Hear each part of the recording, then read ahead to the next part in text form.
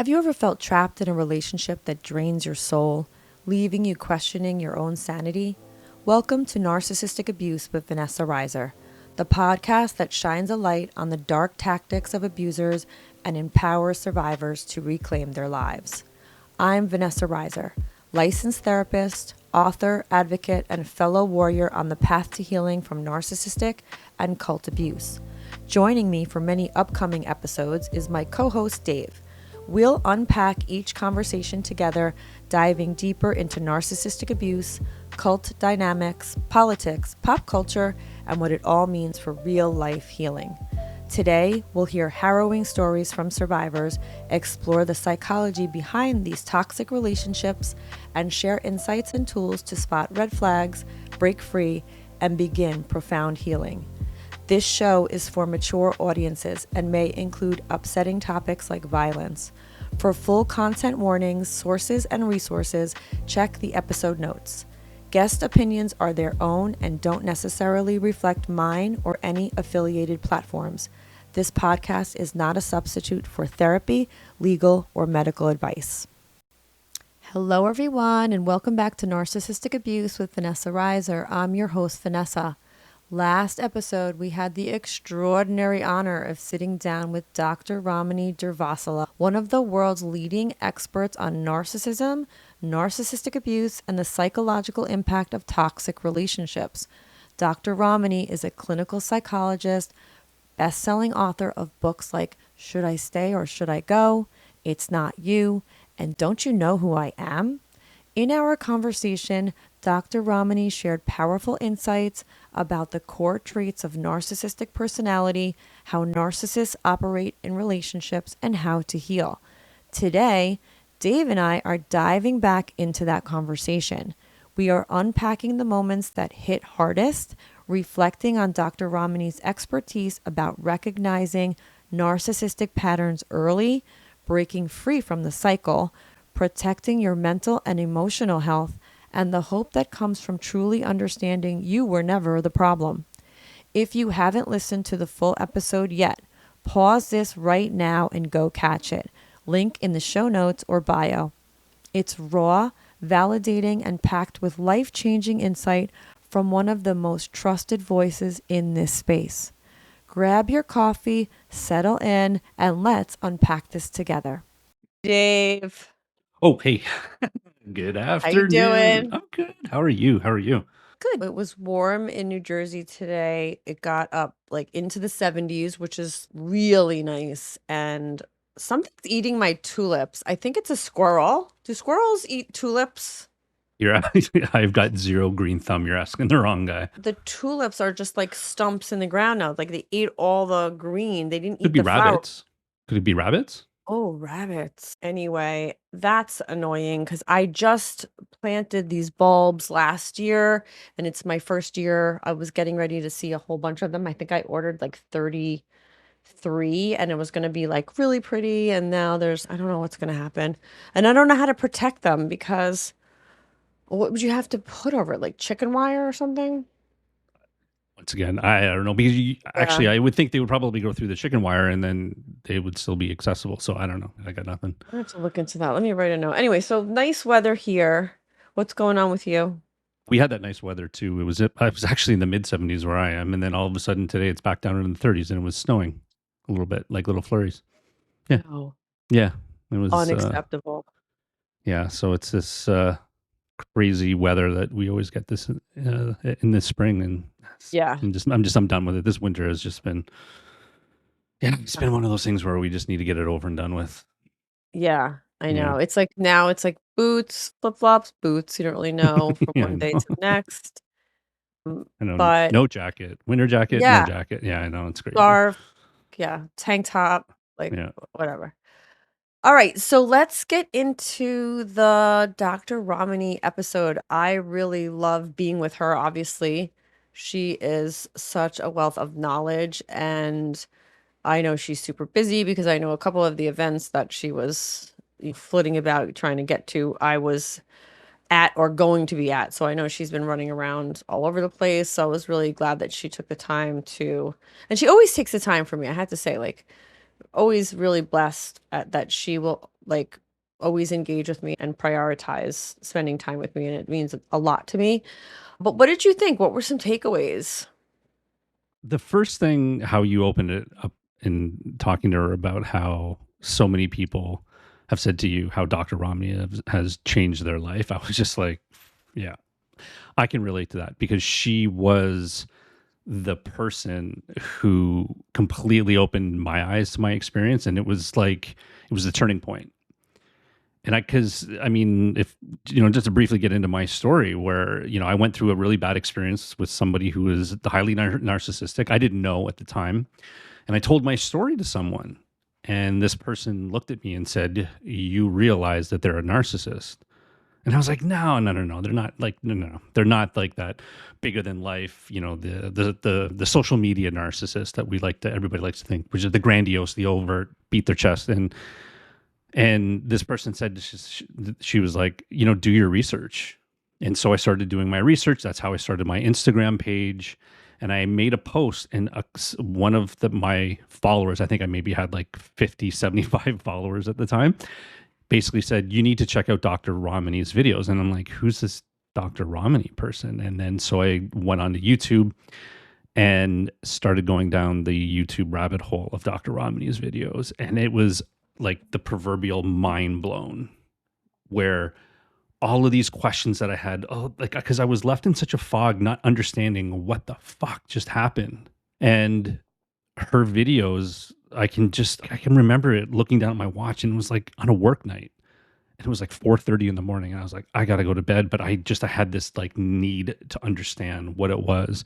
And Dr. Ramani was so eloquent, and she's so well spoken, and she's a scholar, she's an educator, and the way that she communicates and explains it to people, it just started all making sense. Right. So for me, my own personal experience, I am one of those people who owe a tremendous debt of gratitude to her. And I do have to thank you for briefly introducing her to me over Zoom. You deserve that. You've been Yeah. such a great friend to me, and that's the very least I could do, was to gift that moment, even though it was fleeting, because I want to honor her time and Oh, all of for that. sure. But Absolutely. no, and you could see the warmth. Like, she is the most Yeah. authentic person. Obviously, we all have a guard up when you've gone through abuse, but she is just really the real deal. And, to your point, I think it's so great to see people find their calling, right? So the fact that she was an educator, and then the fact that she was a clinician, and the way that she's really channeled that, feels very akin to how I experience my own lane in this work, because the advocacy piece, the part where I'm like furious and I'm like raging as a social worker around systemic issues, it's like my calling. It's like the way that I feel about my work and others. And it is a thrill to see people actually find their calling. And she definitely has saved a zillion lives. People say that to me all the time. It was Dr. Ramani that changed my entire life. And I've said that to her, and she always gets squirmy. I'm like, "No, you need to hear this. You have done this thing." And it's important that you realize that, like, you're impacting people in such a positive way. So yeah, a little bit of her story in terms of what she went through personally. And I know the academic piece and the part of her that she feels so connected to, that academia, that's who she is. Like, she is the red human being. You can't even imagine. This is a person that is just head in a book. This is who she is. It really is. She can't get enough information. And it's funny because it almost comes out like she's so smart that it's hard. I think sometimes there's too much information going on. Like, she's super smart.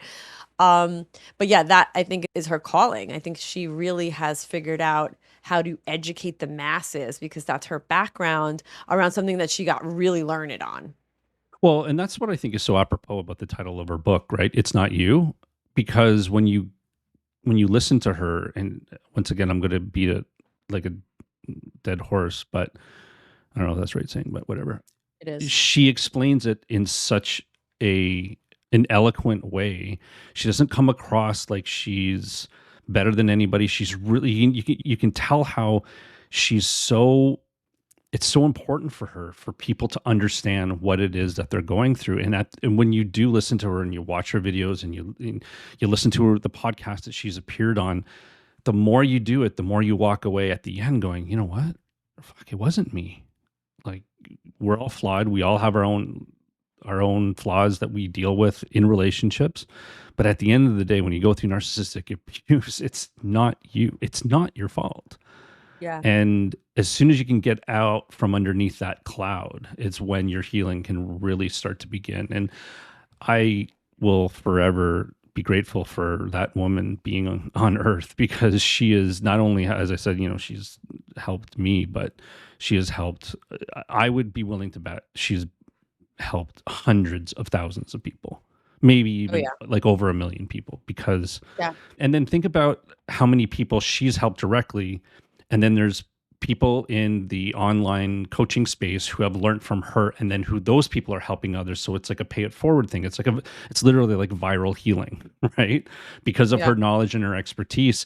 And the other thing that I was thinking about too is that in this space, obviously, there's a lot of people who, some people agree with what she says, some people don't agree, and there's always going to be people who challenge. I don't really care. Like, it doesn't matter. I think in this space, it doesn't matter who's right or who's wrong.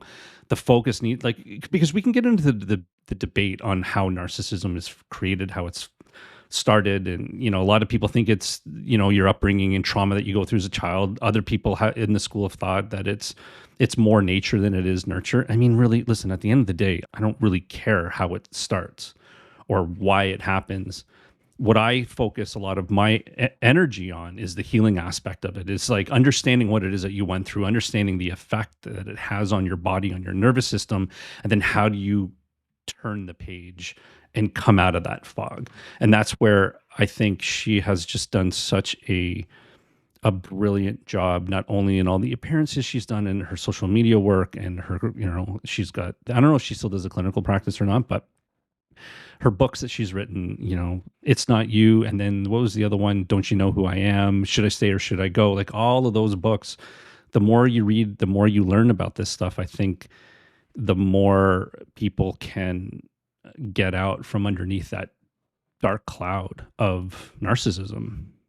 Yeah. And I think anybody who has gone through this always remembers the person who woke them up, right? So like it's not always somebody who's an author or therapist. It could be a life coach, it could be a friend, Yep. your parents, it could be, but what happens is once you have that awakening, you are going to go find something to study. You are. Like, I would say 99% of the time, people are like, oh shit, what's this? Let me go research whatever the hell this is. And that's when she becomes extremely important. It's not that she would be your first point of contact necessarily, where you Mhm. have that.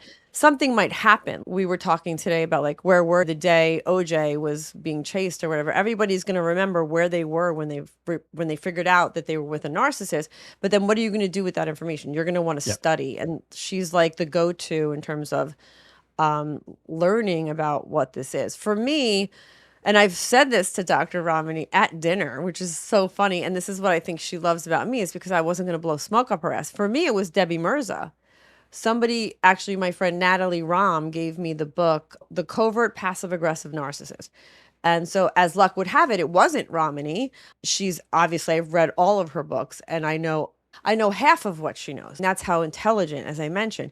But for me, randomly, it was just this book that somebody gave me, and it changed my whole fucking life. And so Ramani has that moment. She has that gift where there's this awakening through her writings that people really have, and it does save lives.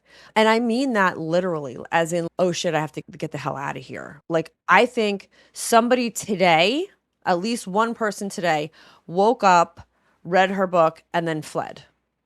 Like, that's a lot to Or, say. or what you guys spoke about in the interview was sometimes people can't leave because of Right. finances, because of kids, or whatever the situation is.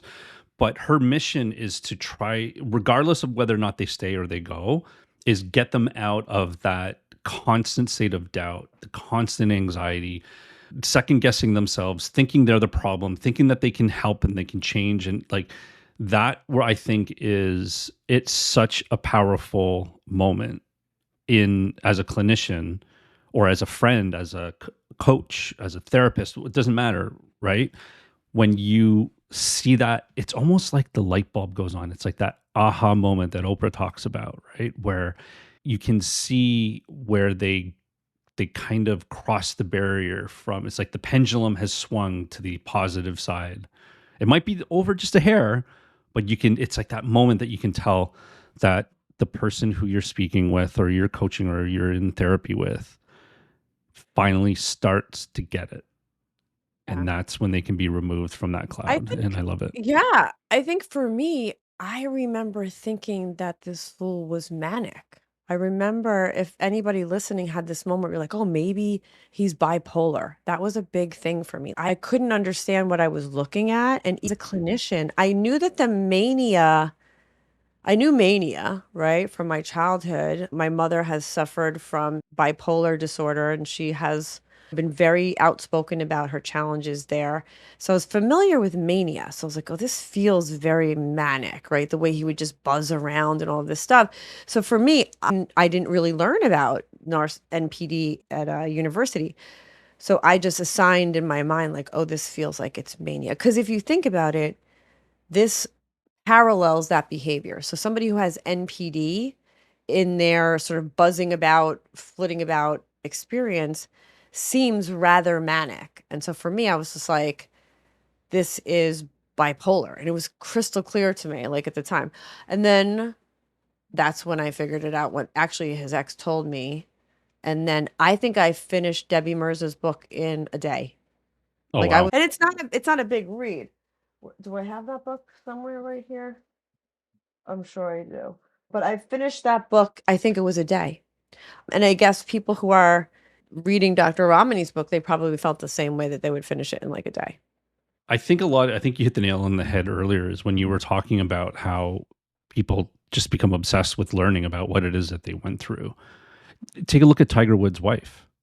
After all of that thing blew up with Tiger and all of his affairs, like she literally went back to school and became, I don't know if she became a psychologist or she did her master's or what. Did, yeah. Yeah. And so many people in the narcissistic abuse community, everybody jokes that they have their PhD in NPD because you become obsessed with learning what it is that you went through. That's the one thing I think is so common of everybody who's been through any kind of abuse like that is you leave, or whether or not you're in it or if you leave, you're sitting there holding the bag going, what is this? This is not normal. There's something that is not computing, because it's like, how can somebody act and react and do these things that they do? It doesn't compute because it doesn't seem within the normal spectrum of human behavior.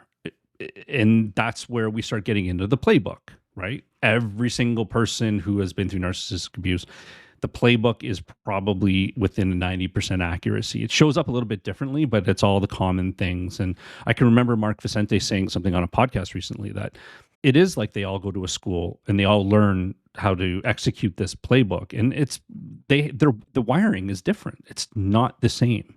And we You know, cannot rationalize that behavior.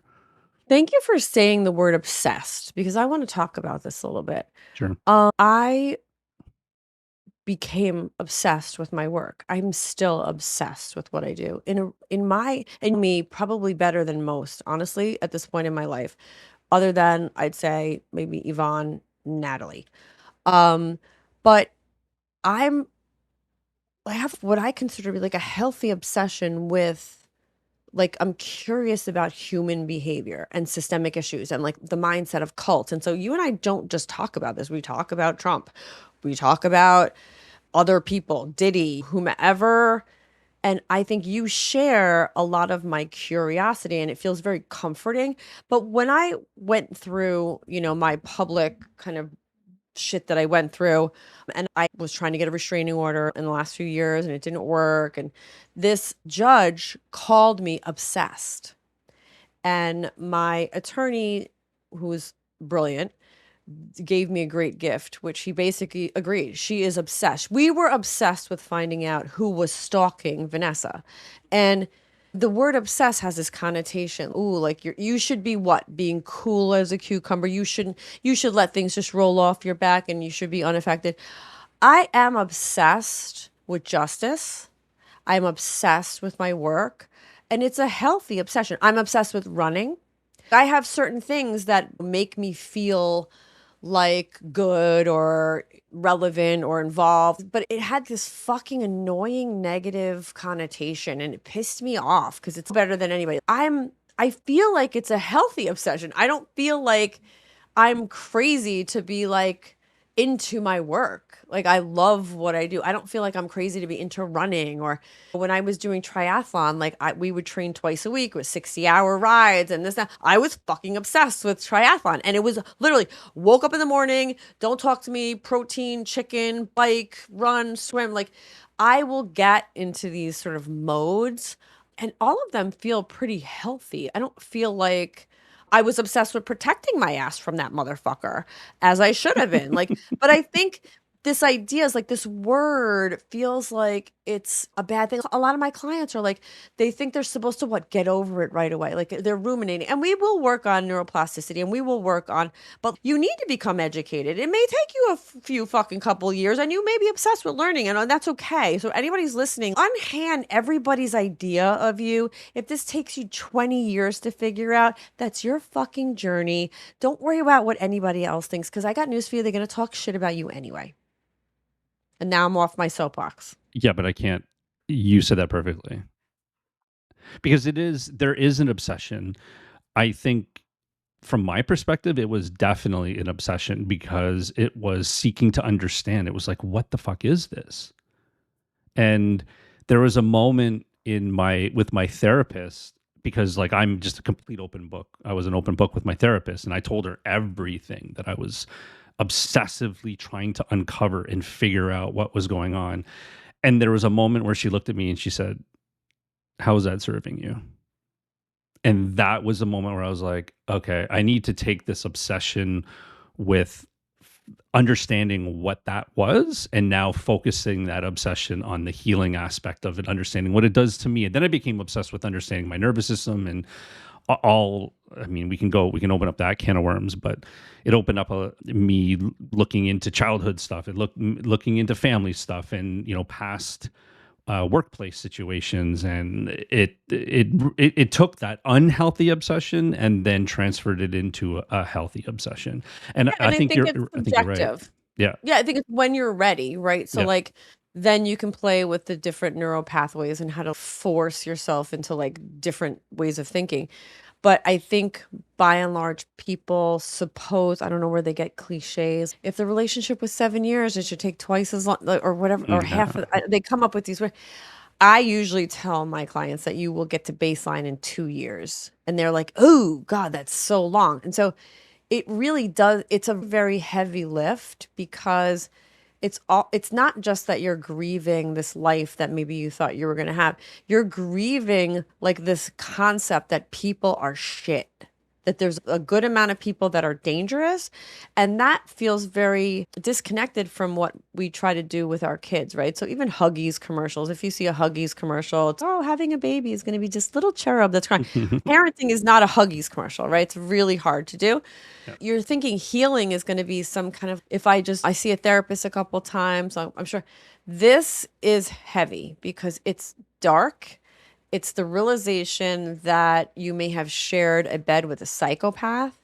You may have dealing with somebody who is living a totally different life, a different family, a whole other thing going on. That's hard. And then you begin to realize like those people are all around you because the person who you're with more than likely was very charming and unassuming. And this could be your neighbor, this could be your pastor.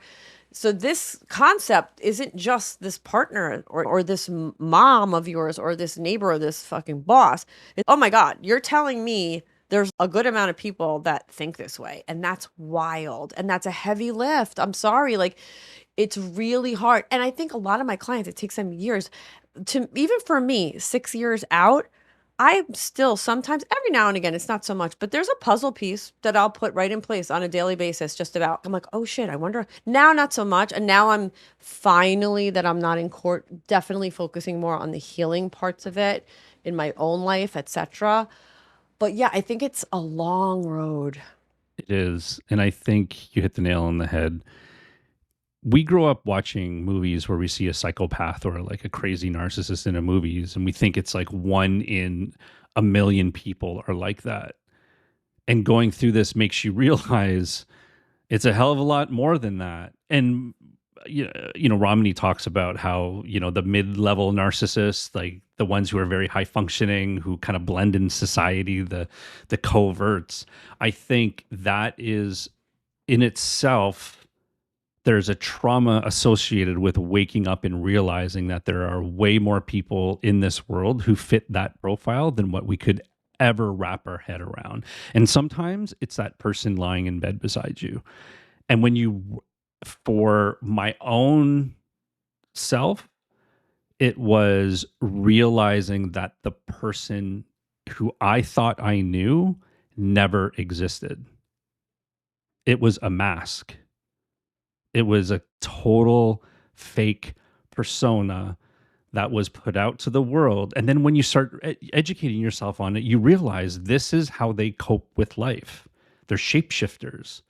They become this almost like an avatar in order, because they have no sense of self or very little sense of self, where they have to create, everyone talks about the narcissist mask. And when that mask slips, you realize, holy fuck, I've been hoodwinked. And that in itself is traumatic. And you and I have spoken about the covert versus the overt, or the grandiose malignant narcissist, how the overt and malignant, you can see them coming from a mile away.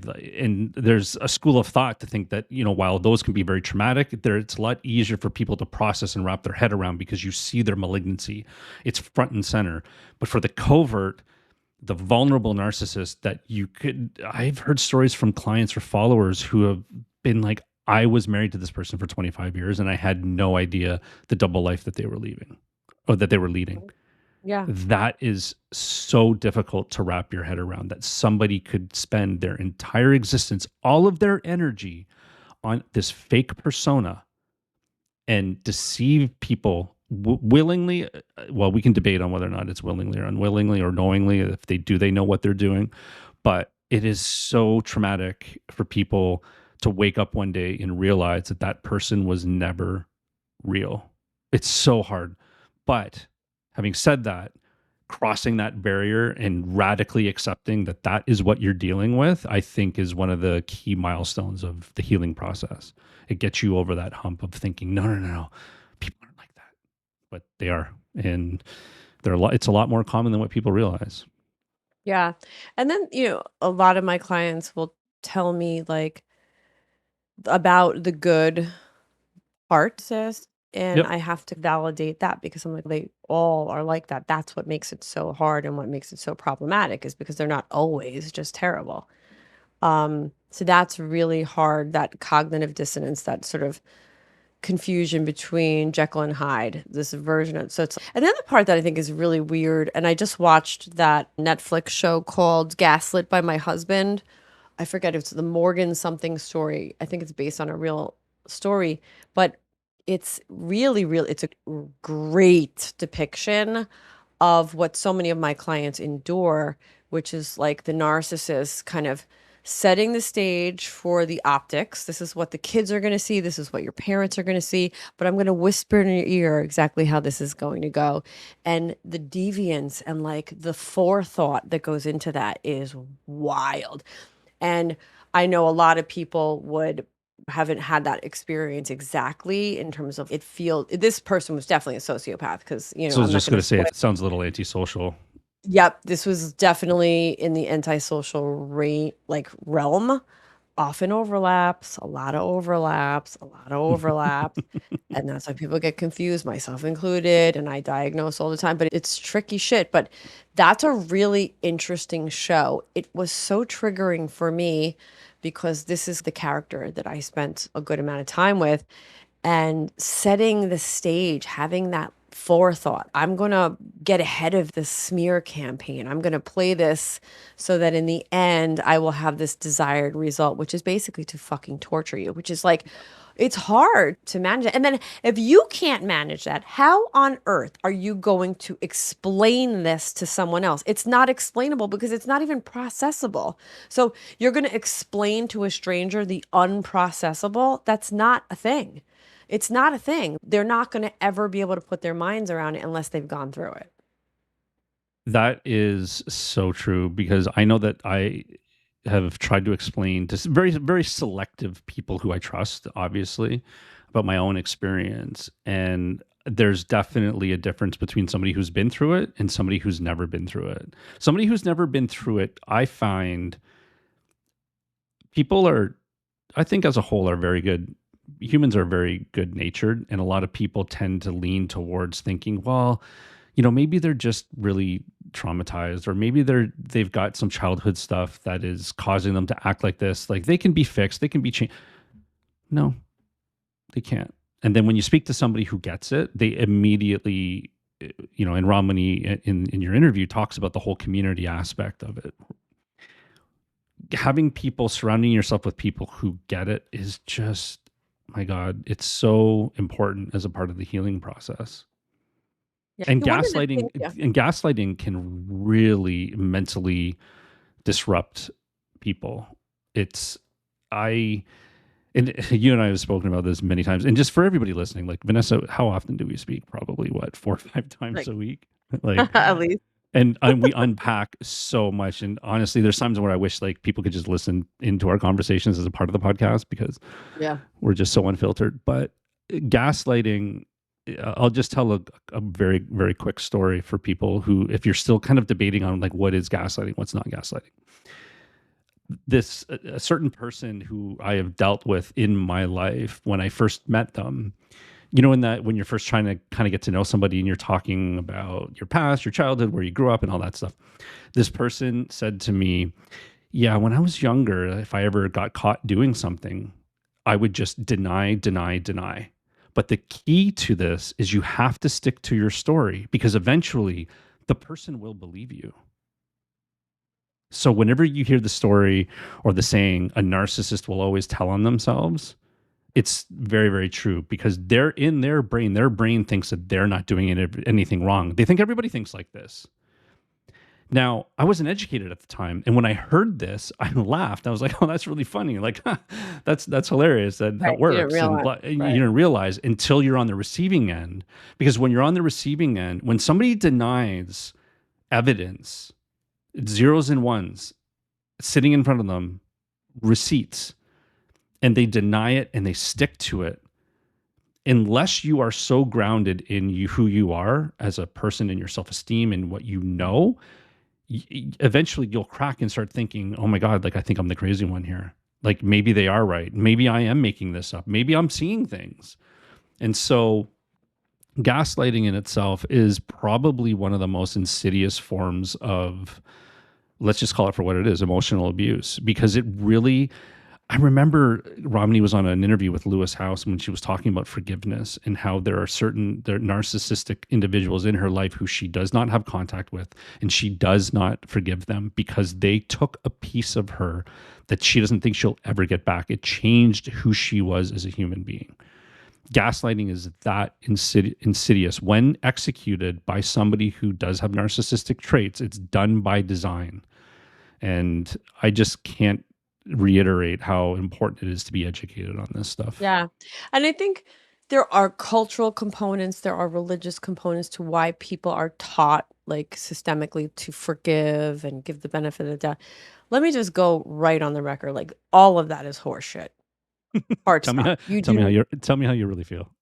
Yeah, you do not have to No. forgive anybody. Now, forgiveness is important if somebody is totally and truly accountable and is apologetic and is insightful and does work to change and this kind of stuff. So there are opportunities, like I'm a fallible person. So if I make a mistake and I'm in earnest apologizing and try to change that behavior and I really feel empathetically like this is a regret I have, that's different. And it's important to be able to understand that. But You don't have to forgive people. This is crap. There's no reason, there's no value added in forgiving people just because somebody says that you should do. And I agree with Dr. Ramin. I was thrilled. There's a few things that she said that have been transformative. That was one of them because Yeah. it is just horseshit. And what happens in these religious environments is they groom you for servitude, and they're actually target rich for people who are really dangerous. And so if all of us just fell in line and we just forgave all the time, like of the Keith Ranieris of the world, oh, you should just do this and turn a blind eye to their bullshit. It's a game. Forgiveness is a really dangerous thing if somebody around you is particularly hazardous. Yeah, no, thank you. And it's not a value added. There's no value added. There's just nothing there. Anger, quite honestly, is healthier. It's okay to be angry at somebody. To me, 100%. that's, yeah, I think you don't want to stay in anger. You want to Yeah. express it and then unhand it and try to practice love actually radically. Might be smile at a stranger, write a loving note. These are like dialectical behavioral therapy things. This idea that you're just going to allow? No, no. It's like that. I use this quote with a lot of people who I've coached and spoken to is holding on to anger is like drinking poison and expecting it to kill your enemy. Like anger is very valid, but just as you say, you have to be able to express it and then process that out of your body so that you move out of that negative, like if we want to talk about the woo woo, like your energy, like whatever frequency that you're at. I think anger is very, very valid, but it's important to not stay in that place. And then Yeah. And when it comes to forgiveness, I am 100% aligned with you. I used to think there's something wrong with me if I can't forgive someone. And I'm not a religious person. I grew up Catholic, but I'm not religious. But there is something in the Bible, and please, send us a DM if I got this wrong. But something where they talk in Christianity how forgiveness without repentance, like if somebody doesn't repent and actually genuinely feel sorry and feel accountable and for what they did was wrong, then that's not where you need to forgive, right? There's a delineation between that. But I think a lot of people in power have taken those lessons in the Christian Bible and said, no, you must forgive. You have to forgive. If you don't, you're the bad person. You're going to hell. No, that's not how it works. yeah, and a lot of the people listening have abusers who say things like, that was in the past. This is what I hear all the time. That was in the past. That was in the past. And that is very adjacent to forgive me. They're not going to say, I am apologizing because they're pieces of shit and they're narcissists. So they're not going to say, I'm sorry, hard stop. Like they're going to say things like that was in the past. And it's very adjacent to move on.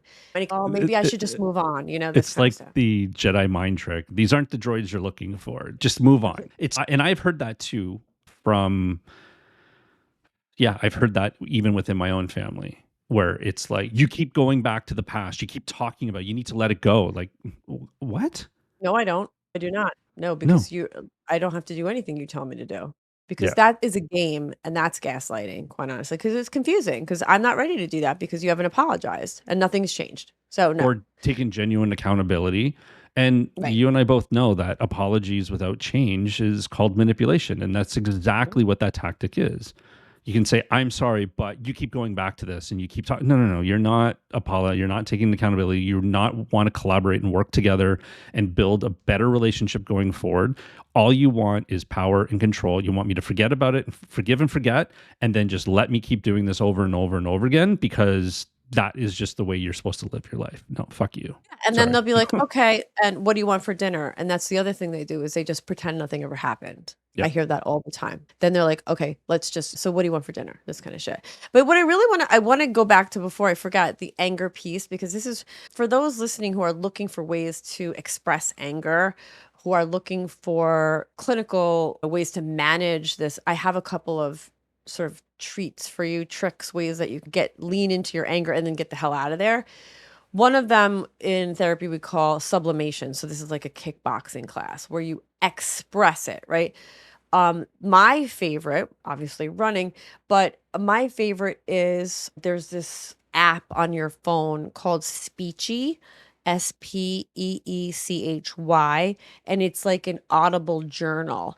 And I have used this when I had that breakup, if you remember in 2023, Mhm.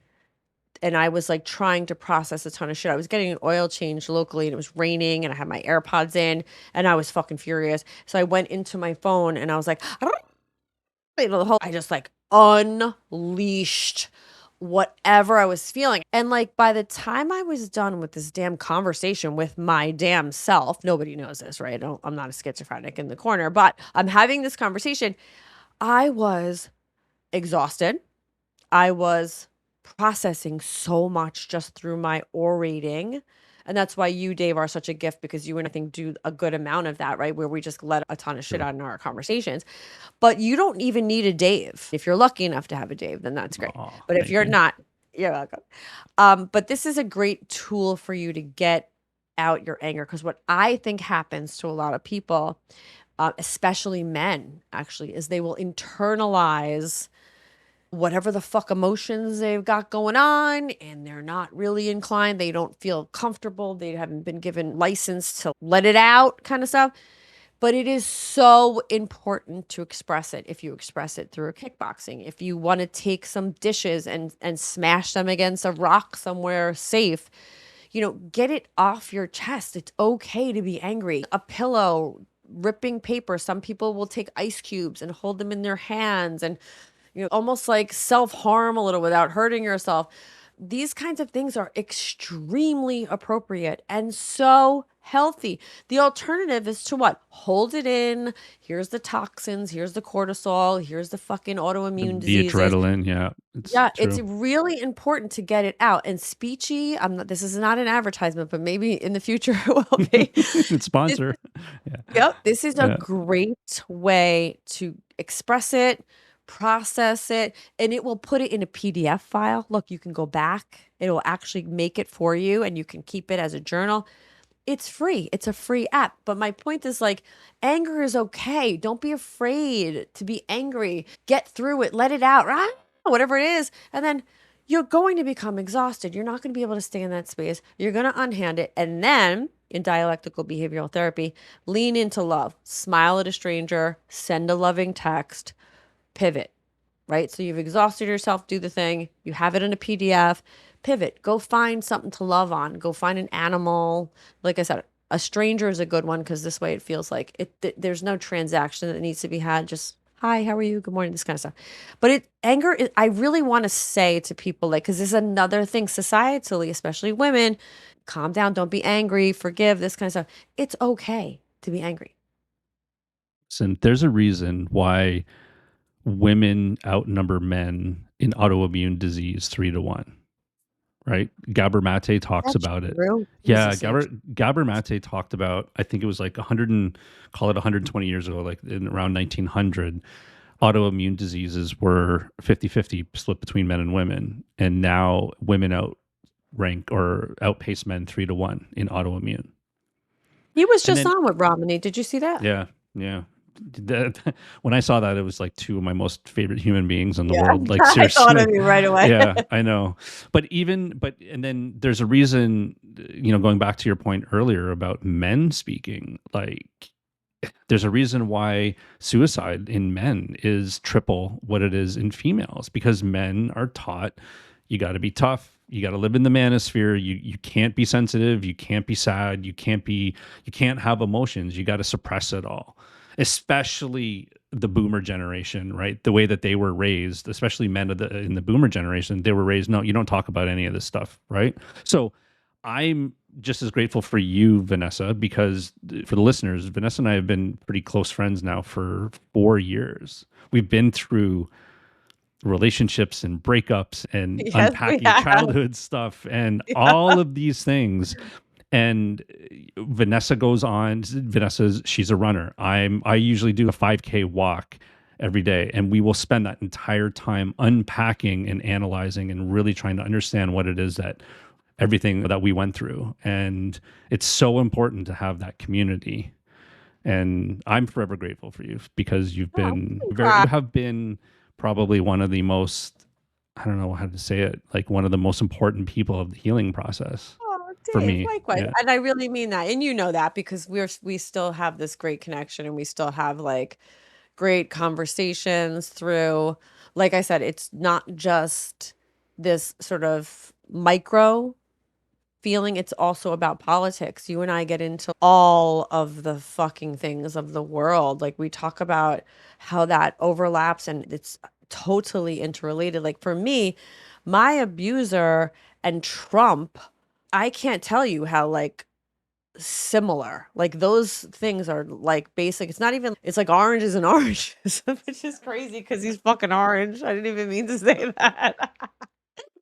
Well, it's wild, but, like, we do talk about things because I think you and I share, like, a curiosity or a frustration even, like, about it, whatever, all of it. But yeah, it's been really helpful to have a sounding board, and that's what I think you need. You really need to be able to express it, let it out, whatever it is. Find somebody who can hold space for this, who has maybe a similar interest. That's the thing. There are plenty of places to meet people like that. There are groups and Facebook groups and meetups and therapists, and you got to find somebody who fucking gets it. It's really important. Oh, I can't agree with that anymore. And the thing for anybody who's freshly exiting one of these types of relationships or is just at the beginning stages of trying to heal and understand what it is that you've gone through, the minute that you speak to somebody who has been through it, I can't explain it, but you just immediately understand one another and you believe one another because the narcissist playbook is so similar. You could be living in Australia and then be living in the UK and go through it, and it could be a man and a woman and a woman and a man. It doesn't matter. When you go through it, it's so similar. You immediately can relate to this person who you're meeting for the first time or talking to. Now, if you have somebody in your inner circle or a close friend, I highly recommend having somebody who you can speak to, because and somebody who isn't going to challenge you but just hold space for you, because you have to process this. It's such a mind fuck.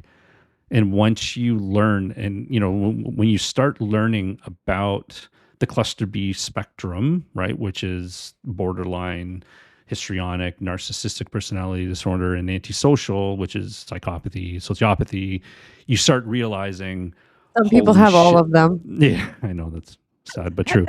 But when you start learning about this, and it is truly like one big Venn diagram, right? There's overlaps, there's crossovers, but when you start learning about this disorder, you learn it at a very micro level for what you're going through. But when you start looking at the global picture, the problems in the world, the political, the clergy, like all of these systemic problems that are happening in these big corporations, they say that 25% of CEOs are psychopaths. Now, that doesn't mean that they're an actual serial killer, but their brain, their wiring is wired like a psychopath, where they don't have empathy.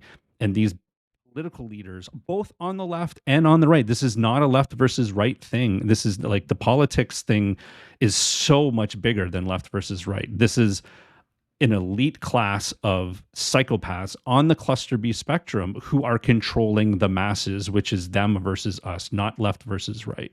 And I think what's starting to happen, I think you spoke about this with Ramani about the political sphere, is where there is a global consciousness kind of waking up to what's going on. And the more people like us who are going on a podcast, who are running social media, who are educating people, I may not get everything right. There's probably some things that I've said that I've changed my mind on, or things, the research has changed. That's okay. Like, we're all learning this. But the most important thing is that people are talking about it and they're learning about it and they're being able to spot it. And once you see it, you can no longer unsee it. Yeah. I remember you're making me think in 2019, my very best friend Yvonne went through something and she was just in the bed crying close to a year. Like it was very long time. And at that time, I had no idea what was going on because I hadn't gone through it myself. So I would try to hold space and I would try to manage it and I would try to guide and just listen. And I did my very best, totally ill equipped at that time to really understand. Fast forward now, just in this short while, I feel like we've come so far from that 7 years ago. It feels gaslighting was the word of 2023 for Merriam-Webster.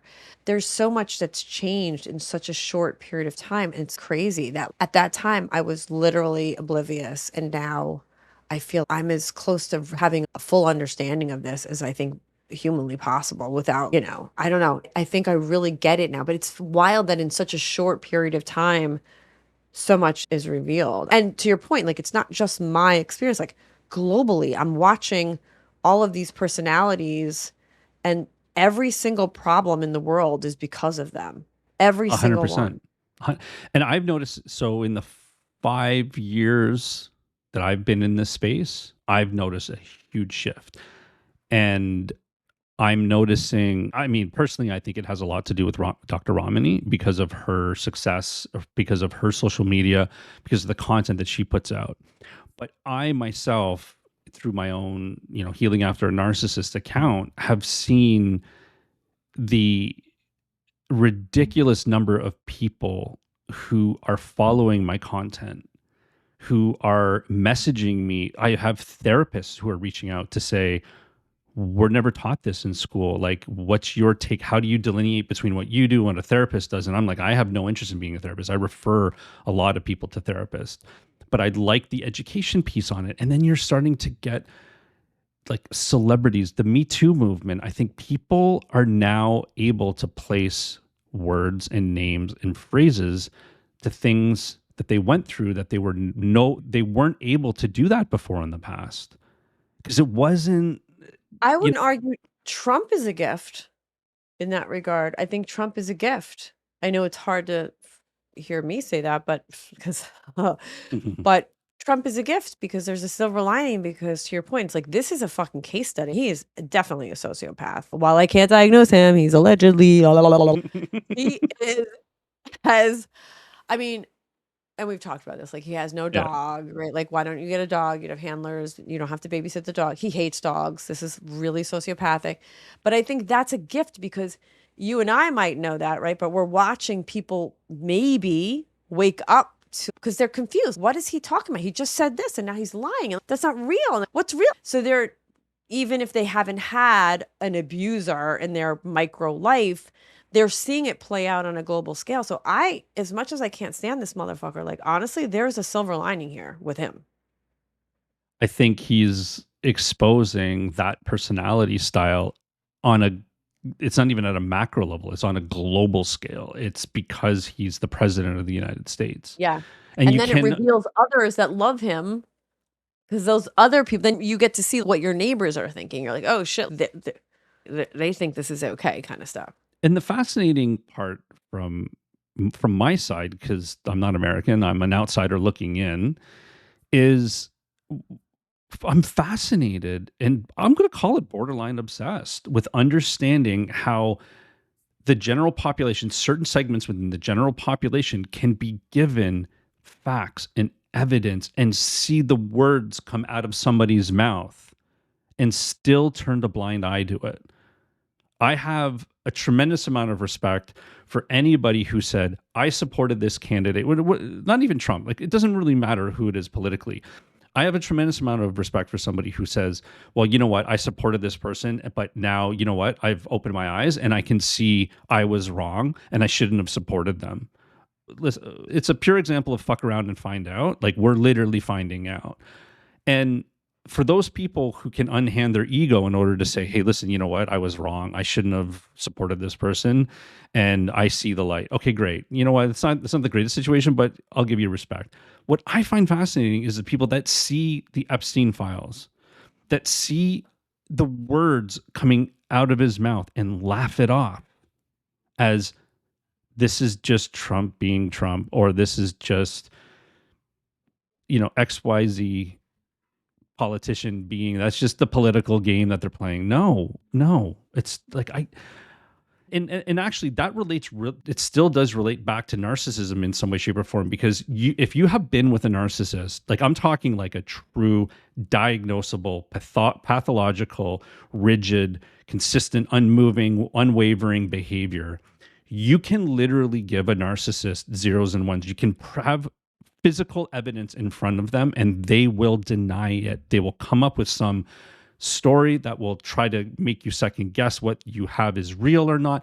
They will go down swinging and deny.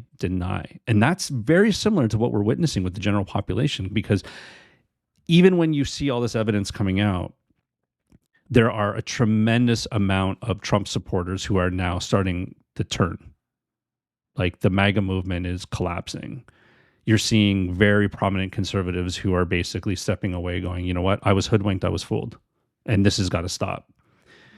And I think with the remaining segments, you're looking at people who just, I don't think they'll ever get it. I honestly don't think that they'll ever get it. It's possible that they just lack empathy. And to your point, they do think it's fucking funny. Like they're nihilists, like Mhm. they're anarchists. They get a charge out of other people's pain. That's going to be an interesting washout. Like who's remaining at the end of this when there's like the Nuremberg of it all? Like what does it look like? Who's actually going to stand firm after that? It's like Yeah. beyond at this point. And I think the biggest awakening should be for people the Epstein files, because it becomes quickly not a Republican and Democrat issue. This becomes an oligarch issue. This is where it should get everyone to glitch, myself included. And I said that when I was talking to Ramani. It was like, you know what? This was an awakening for me. This was bigger than fuck MAGA and all the things that which I still stand by. I'm not saying that, but two things can be true. This is bigger than that. This is way bigger. And it becomes interesting. It makes people glitch because they're like, hold on a second.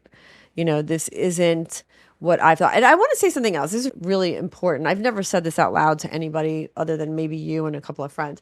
But my father died when I was 18 years old, and he was a phone guy, and I absolutely adored him.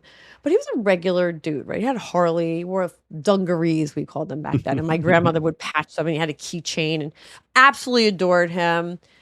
But I often ask myself, and I do often ask myself this, if he were still alive, right? And I'm 52, and he loved Trump, would I have attached my ego to that? And would I have followed him because of how much I adored him?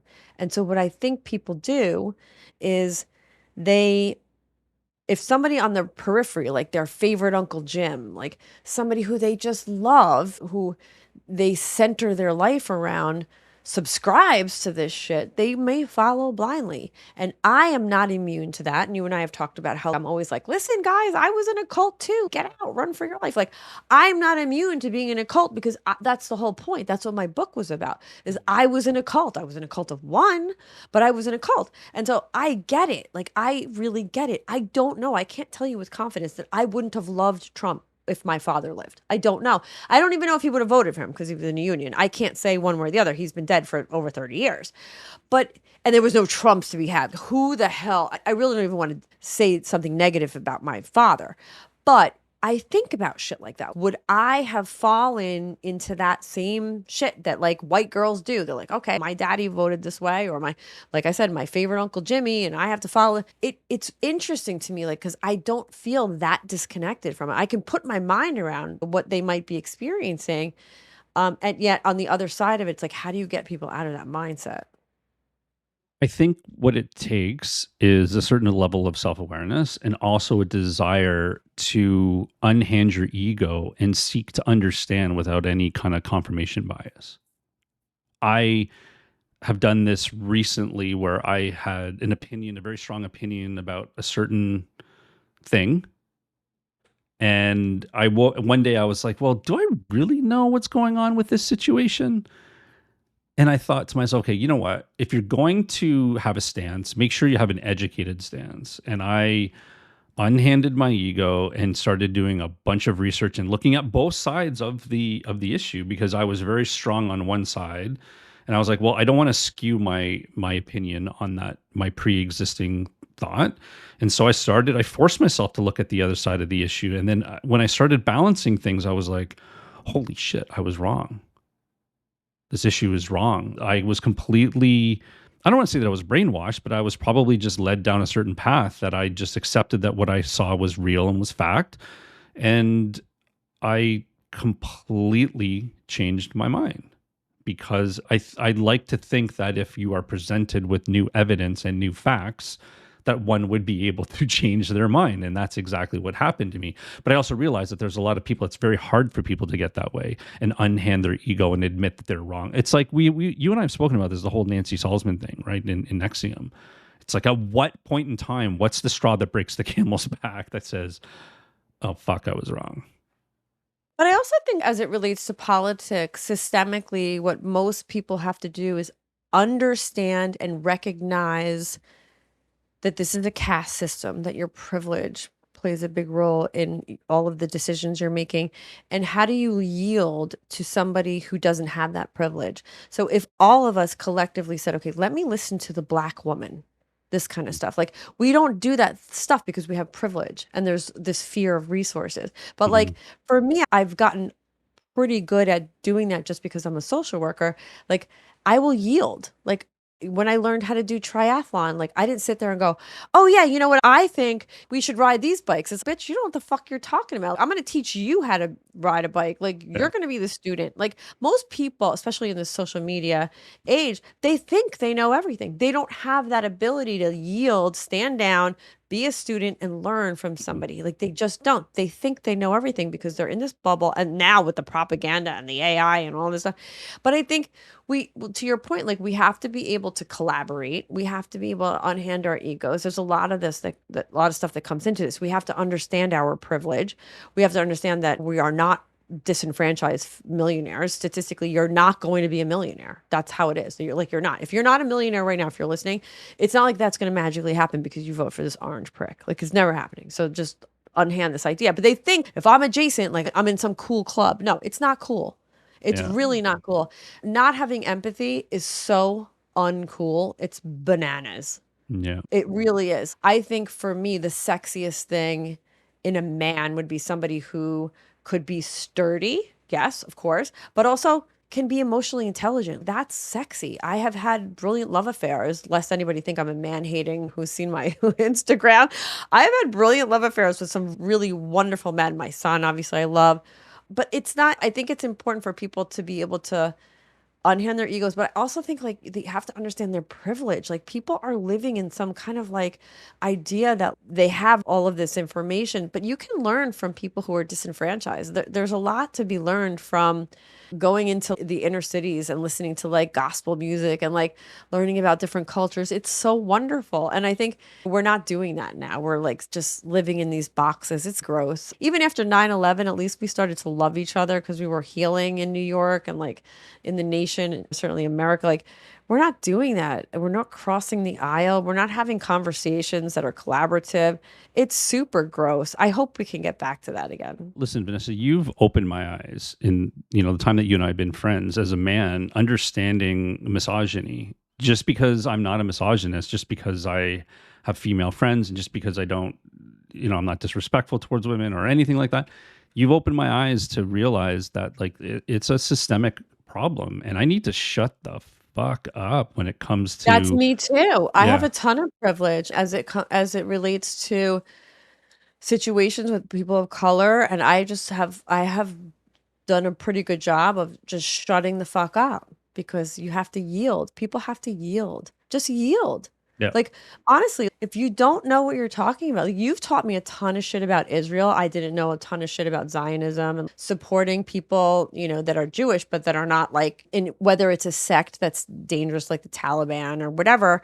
I have really learned so much about that, and it's a gift because I'm open-minded, right? I want to learn. I want to learn about triathlon, as I mentioned, stuff like this. But I think most people are not willing to yield. I know nothing about math. You and I always talk about how I'm such a moron with math. You think I'm going to sit here and be like, you know what you should do? You should do this. Imagine me telling somebody to do with the numbers of it all. Are you out of your? I can't. We all have strengths. yeah, We all have weaknesses. If you're not sure, like you said, shut the fuck up. yeah.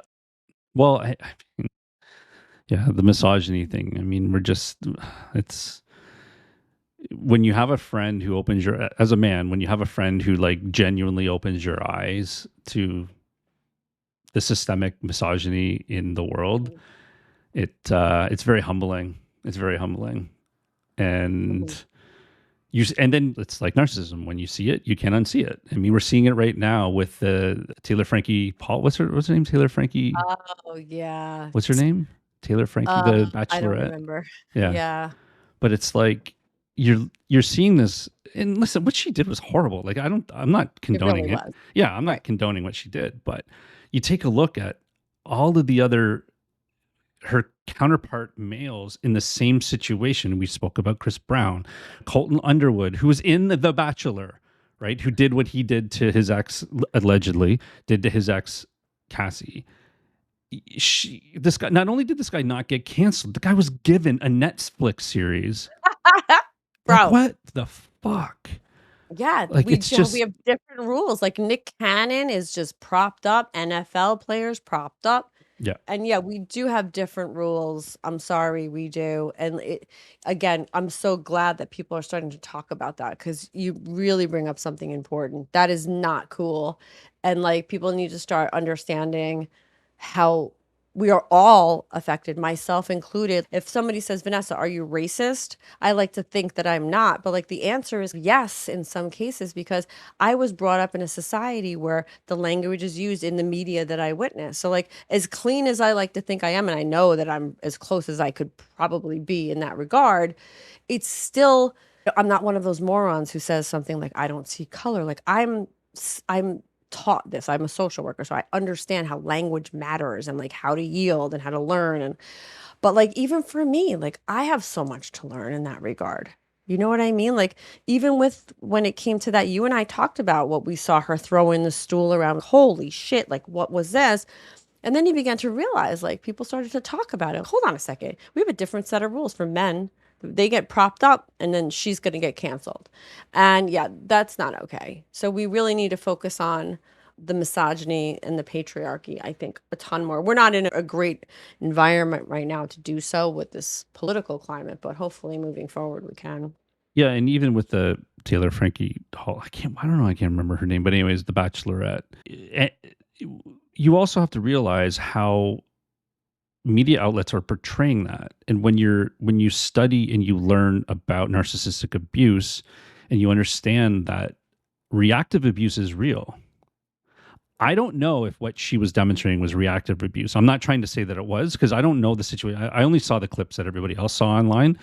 But my first reaction in the past would have been like, that bitch crazy. But now the way that I look at those situations is, okay, I know about, I'm trauma informed. I see a traumatized person. I understand what it looks like. Don't jump to conclusions. There's probably a lot more to that story than what we know. And we are only getting one PR team who's leaking videos that make somebody look bad. Like, are we in the middle of a smear campaign? I don't know. I don't know. I don't know the answers. I'm not trying to say, I'm not trying to defend her. I'm not trying to support her. I'm not trying to go against her. I'm just trying to say that you have to take a step back and realize that things aren't so black and white and there's probably a lot more to the story. Yeah. So for me, it was less about her. It was more about everybody else on planet Earth that did worse, that was fine. You Mm. know what I'm saying? I don't know. I don't like what I saw, if I'm being Yeah. honest, because I think reactive abuse does look a little bit different, and I may get eaten alive for this. But it wasn't for me as much about that, because you're right. I'm curious. I guess some things will play out, but it's more on the more macro scale of like, why this is the person that gets canceled. And then I can give you 5 zillion other examples of worse behavior and these people get nothing. Look at the Epstein files. That's it. Look at the Epstein files. Nobody in America is in trouble for the Epstein files. Are you kidding? Like, we're talking about pedophilia. She throws a stool, she's done. Pedophilia, no problem. It's wild, actually. So actually, you just struck a memory. I do have one example of a man who did something horribly abusive and was canceled and written out completely. And it was Roberto Alomar of the Toronto Blue Jays, Hall of Famer. He was on like the Hall of Fame row in where the Toronto Blue Jays play. He was a part of the organization. He was caught allegedly sexually harassing or doing something pretty bad. Not only was he immediately fired, his number was unretired from the Hall of Heroes in where the Toronto Blue Jays play. He was literally eliminated and erased and completely gone for what he did, and he was held accountable. Like, but that's one story. For Yeah. that one Right. story, we could tell, there's infinite number of stories of other people who've gone. I mean, like, the whole Colton Underwood and Chris Brown and all of these You know people what's who are, crazy though? I don't know if you saw Chili from TLC. She's mhm. basically getting canceled because she supports Trump. But Snoop Dogg is fine. Nobody's canceling his stupid ass. So it seems to be different rules. That part is annoying. Like Yeah. I'm not loving that Chili from TLC likes Trump, but you'll still see Snoop Dogg at the basketball games and everyone wants to get his signature and everyone will like they won't even buy her tickets for her show. Like they're basically canceling her. That, I don't you know I don't what? love That's that. actually a really good segue into the final thing that you and Dr. Romney talk about, which was leaning into the gray. Yeah, That's such that's a good that. point. That was such a yeah. That was a little bit of an eye opener. That was a bit of an eye opener for me, Yeah. and it was an eye opener, but also a good teaching moment too, right? Yeah, I was glad that I was able to learn from her about this is what we started talking about from your perspective, like the healing. So as we wrap up today, like the healing part of it is to like flex new muscles.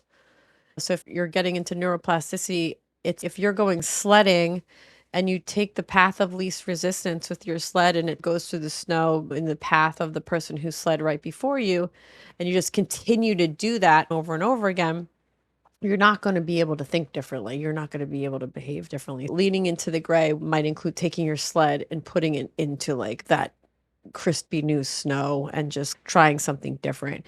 And I find for people who are healing in this space, the finding something different ends up like on an elementary level being gratitude because they're Yeah. wanting to like get out of the misery and the darkness of it. So it's like, what are you grateful for? For me, I'm a runner, so it's really crazy, but I think about having legs and I've had a couple of injuries recently. I fell running like a moron. And it actually is very humbling for me because I have said to my son, I can't live without running. I can't. I know myself. Like I will lose my mind. So things like simple things like that you take for granted. So trying to find gratitude in spite of all of this stuff, it can be wildly difficult if you're in the throes of this misery.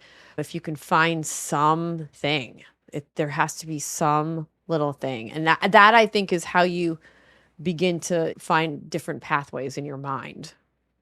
I agree with you 100%. And we've spoken about this that it's been really difficult for me to explain to people after anything that I've gone through in this space how grateful I am, because when you can get to the point where you start seeing the gifts that you're given.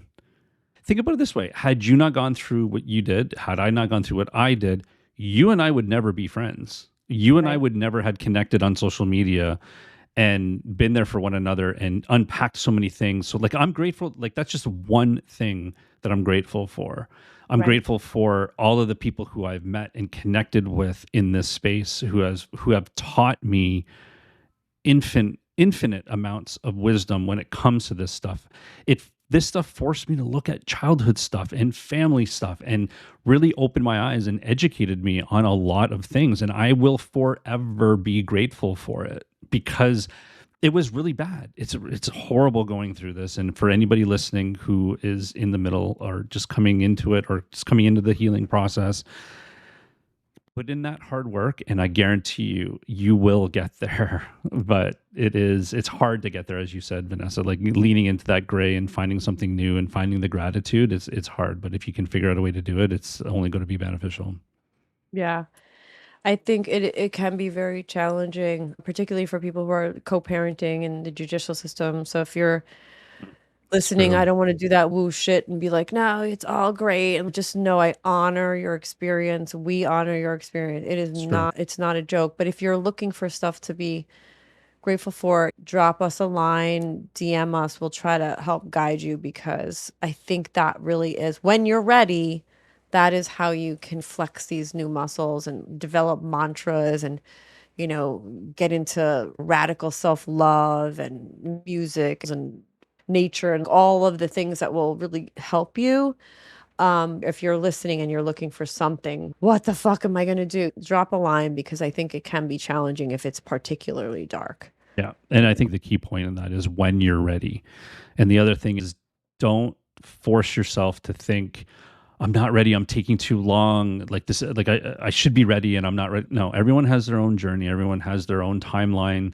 Some people can be ready in a couple of months. Some people can be ready in a couple of years, but just honor your experience, what you went through. It is real what you went through. And when you do come out of it and you are ready, then absolutely reach out. Yeah. All right. This has been great, Dave, I as know. always. The best conversations. All right. So let's see. Next time we'll have some more exciting. We have a bunch of fun stuff that we're going to get into. I'm not going to even give any teasers. The calendar is still really robust with some really interesting characters. And then we're going to pivot into just whomever wants to come on and share parts of their stories. I have a sort of a waiting list of people that are interested in doing that. But we have a bunch of people that I think are really interesting that should get people chattering. So this is going to be an exciting endeavor. Can't wait. All right. Be well. Bye, guys. Till next time. Thank you for joining us today on Narcissistic Abuse with Vanessa Reiser. If this episode resonated with you, or if you recognize any of these patterns in your own life or someone you care about, know that you are not alone and healing is possible. If you found value in this conversation, please take a moment to like, subscribe, share, and leave a review. It helps us reach more survivors who need to hear these messages. For exclusive bonus content, deeper discussions with Dave and me, and ways to support the show, join us on Patreon or follow along on Instagram or YouTube at Vanessa Reiser LCSW. Until next time, keep choosing yourself, setting boundaries, and walking toward the light. And remember, healing is a radical rebellion, and your peace is the revolution. Take care, and I'll see you in the next episode.